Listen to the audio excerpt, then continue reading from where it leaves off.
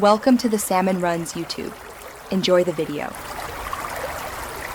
You begin by putting your scientific calculator into complex mode so it recognizes imaginary units. Next, locate the I key. If absent, use a menu option labeled I or E. Enter complex numbers with parentheses like 3 plus 4i, so operations treat them as one value. Once done, try a simple addition such as 2 plus 3i plus 1-2i to confirm input. Make sure to include explicit plus or minus signs. This prevents parsing errors and keeps later steps consistent. Now continue by performing arithmetic. Multiply a plus by asterisk, C plus D, and divide using parentheses for each complex operand. Many calculators give convert or rec right arrow pol and pol right arrow rec functions.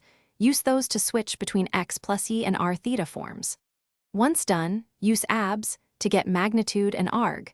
For angle in degrees or radians, make sure the mode matches your angle units. Also use ands or memory registers to chain steps without retyping, which prevents sign mistakes and speeds up verification.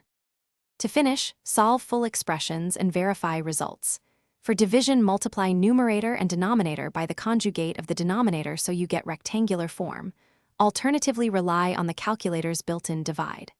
Once done, check results by computing abs and arg, or separating real and imaginary parts to confirm. If your calculator errors or returns unexpected values, make sure it remains in complex mode. Verify DEG versus RAD if angles are wrong, and recheck parentheses. Most mistakes stem from mode or missing parentheses. Thanks for watching. Consider subscribing if we helped you.